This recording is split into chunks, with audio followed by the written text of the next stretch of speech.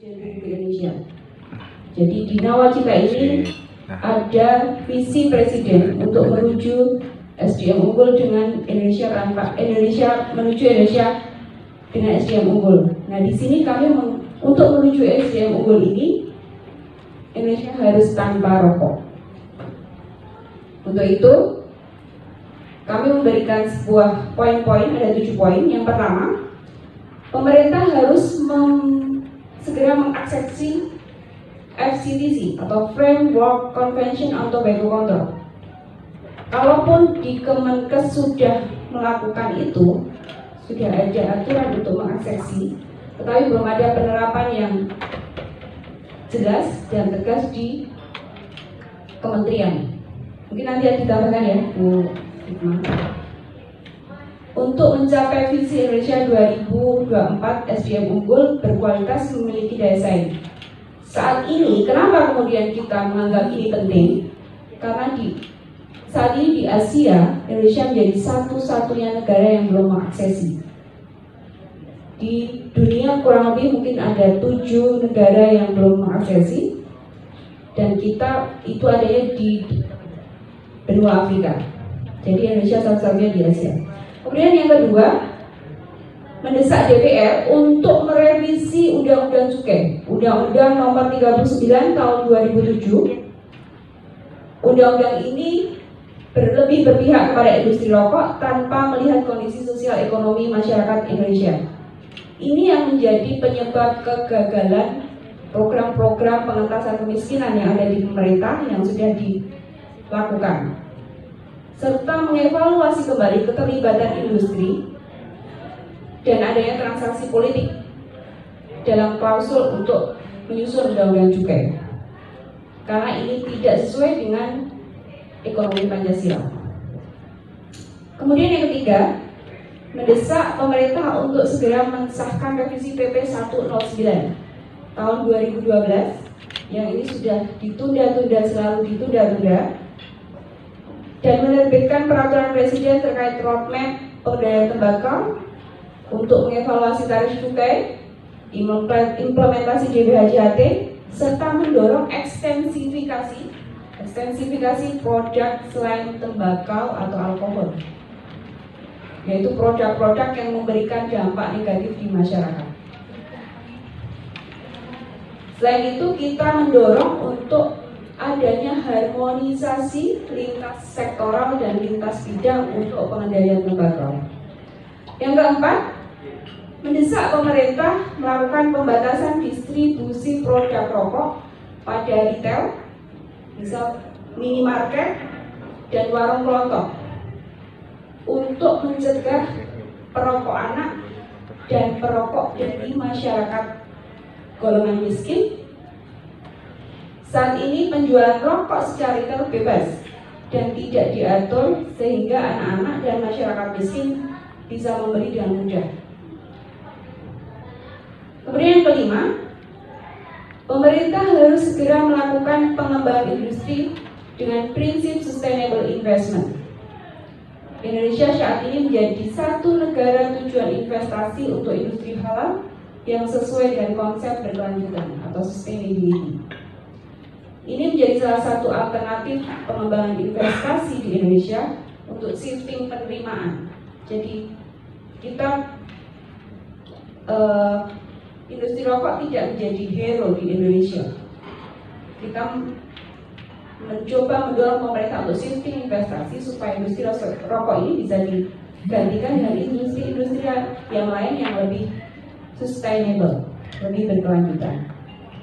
Yang keenam, mendesak pemerintah untuk membuat regulasi pelarangan rokok elektrik sesuai dengan fatwa haram e-sigaret oleh Majelis Tarjih dan Tasdid PP Muhammadiyah. Jadi e-sigaret ini termasuk pada rokok ilegal ya, karena memang belum ada regulasinya yang jelas. Kami mendesak kepada pemerintah, kenapa Muhammadiyah kemudian membuat fatwa tersebut, karena pemerintah tidak hadir di dalam kondisi masyarakat yang sudah banyak mengalami paparan terhadap rokok tersebut. Bahkan anak-anak yang lebih banyak terpapar adalah anak-anak dan remaja untuk e-sigaret ini. Yang ketujuh, seluruh kota dan kabupaten di Indonesia harus 100% menerapkan kawasan tanpa rokok. Pelarangan total iklan, promosi, dan sponsorship rokok, serta pelarangan pemajangan display produk rokok di tempat-tempat penjualan. Ini mendorong sekali, sesuai dengan riset yang banyak yang telah dilakukan. Dengan iklan ini mendorong kemudian pembelian secara eceran, juga mendorong anak-anak dan masyarakat miskin untuk membeli. Nah, KTR ini juga tidak hanya menjadi peraturan saja di daerah. Sudah ada KTR-nya tetapi tidak diterapkan. Jadi ini yang kami dorong pemerintah untuk lebih serius lagi memberikan evaluasi terhadap penerapan KTR tersebut. Mungkin itu awalan dari saya bacakan. Teman-teman yang lain, silahkan. Teman-teman yang lain dari Kemenkes, cukup. Saya sedikit menambahkan, salah satu indikator yang sudah ditetapkan secara resmi oleh negara terkait dengan hak kesejahteraan, khususnya terkait dengan anak, di dalam RPJMN atau Rencana Pembangunan Jangka Menengah Nasional adalah angka prevalensi anak. Kita tahu di tahun 2019, angka prevalensi merokok anak pada usia 10-18 tahun itu mencapai angka 9,1. Kami ingin mengatakan, jangan gunakan angka kualitatif. Jangan gunakan angka kualitatif. Karena 9,1 itu kesannya kecil. Tapi kalau kita gunakan angka kuantitatif, maka 9,1% itu setara dengan 7,8 juta anak. Di RPJMN tahun 2014 diprediksi akan naik menjadi 13%, sehingga target pembangunan yang dimasukkan di sana adalah 10,2%. Artinya dipastikan angka prevalensi ini akan meningkat dengan tajam. Teman-teman, saya ingin mengingatkan bagaimana betapa kelembakannya kita ketika menghadapi kebakaran hutan di Riau. Lalu korban yang muncul di sana tentu tidak sampai sekitar puluhan juta seperti yang nanti akan dicapai di tahun 2014. Jadi saya ingin mengingatkan kebanggaan apa yang hendak diraih oleh negara jika tidak mampu memadamkan asap rokok, terutama untuk anak-anak. Kita harus bangga menjadi bangsa Indonesia, maka kita harus mampu padamkan asap rokok kepada anak-anak. Terima kasih.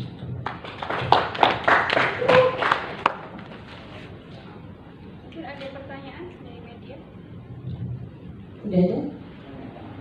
Oke, dari mana, Mas?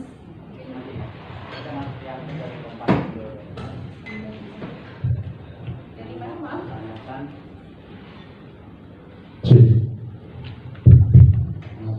Ini berkaitan dengan fasilitas publik bebas rokok. Ini kan selalu digaung-gaungkan rokok ini bebas ya. Tadi akan dibahas Pak Jokowi dengan mewakilkan kan larangan rokok. Cuma kan nama-nama manusia ya, apalagi yang hobi rokok. Apapun larangannya, maupun undang-undang pasti dia akan merokok dimanapun dia berada. Dan itu akan mempengaruhi apalagi kalau tidak ada kalau yang dari kan yang masuk ini dari chat ini seharusnya yang kalau menurut saya kalau pembahasan itu memang sudah semaksimal mungkin tapi tetap ada yang rokok. Harusnya fasilitas publik itu yang diperbanyak untuk budaya Jakarta atau misalnya perkantoran di daerah lain. Seperti kayak di mall ada tuh fasilitas salah jadi orang untuk merokok yang ringan itu ada suatu ruangan. Itu yang harus diperbanyak. Kalau larangan ini kan harus diperketat, berarti undang-undang itu harus diperbanyak. Apalagi kan rokok itu kan sebagai devisa negara, mungkin menurut saya devisa negara besar ya. Orang lain yang sebagai undang-undang rokok ini masih satu di negara kita. Itu sementara itu dulu. Tapi satu lagi yang mengenai anak kecil. Kalau untuk mengenai anak kecil ini kan barangkali kan kalau mereka kan lebih banyak nonton film, ya kan? Mereka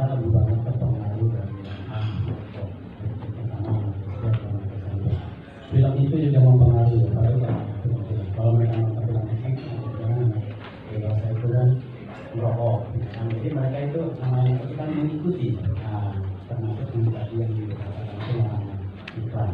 Tapi kan iklan itu kan mungkin sudah di pemerintah stop. Tapi yang jadi masalah itu kalau film, kan kalau bisa dengan film apapun ya, itu sinetron Indonesia, film barat, itu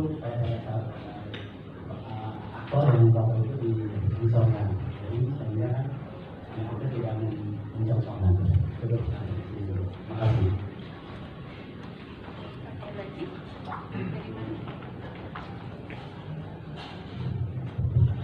Terima kasih. Saya Isman dari media realita.com. Yang ingin saya tanyakan, kalau tidak salah dari PBNU ada fatwa tentang makruhnya rokok, sedangkan di PP Muhammadiyah ini kan mengharamkan.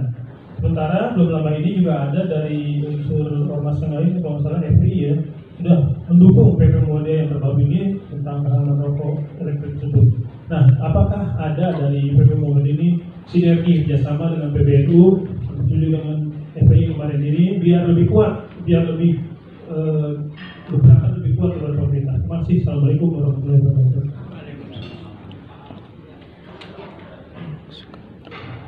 Assalamualaikum warahmatullahi wabarakatuh. Nama saya Corona Media Manfaat.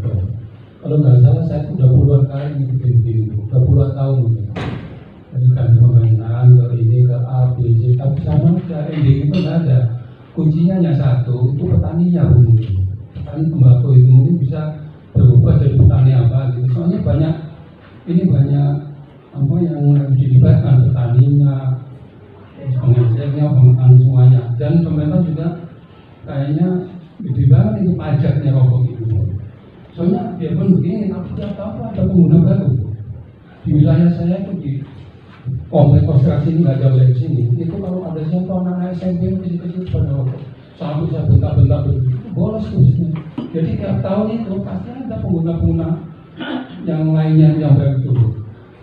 Ya ini salah satunya itu mungkin ya itu aja, mungkin petaninya itu dari asal-muasalnya kan itu. Soalnya rokok itu imbasnya kemana-mana, bisa kena coba segala awal mulanya. Terima kasih.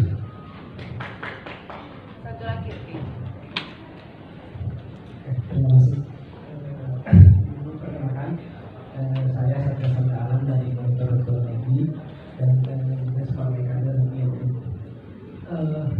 kemarin saya menghadiri acara launching hasil survei mengenai pendidikan agama, dan itu survei itu ditujukan kepada anggota DPR, dan saya lihat ada grafik yang menunjukkan bahwa mayoritas umat Islam atau yang beragama Islam itu terafiliasi kepada Muhammadiyah, itu lebih tinggi daripada Islam yang lain misalnya. Lalu ada peringkat kedua. Nah, yang ingin saya tanyakan adalah ada nggak misalnya PP Muhammadiyah atau pimpinan pusat Muhammadiyah dalam hal ini misalnya memanggil kader-kadernya, kader-kader Muhammadiyah yang hari ini di legislatif untuk misalnya memperjuangkan hal ini, sehingga terkait misalnya revisi undang-undang dan lain sebagainya dapat diakomodir oleh kader-kader Muhammadiyah yang ada di legislatif. terima kasih ya. Mengingat waktu karena Ini Jumat, jadi yang laki-laki wajib Jumatan, bagi yang Muslim maksudnya. Ini ada 4 ya dari Kompas tentang pelarangan iklan. Harus ada kawasan, maksudnya di sini harus ada ini ya, ruangan untuk merokok gitu ya Pak ya, disediakan gitu ya. Oke, itu sebenarnya diatur di dalam PP 109. Jadi di situ sudah ada di mana saja yang itu harus free, bebas. Terutama misal Pak di tempat pendidikan itu tidak boleh sama sekali. Tapi saat ini coba kalau kita lihat di SD, gurunya sendiri yang merokok di situ. Seperti itu. Tidak boleh disediakan kalau di sekolah itu. Nanti anak-anak masuk ke ruang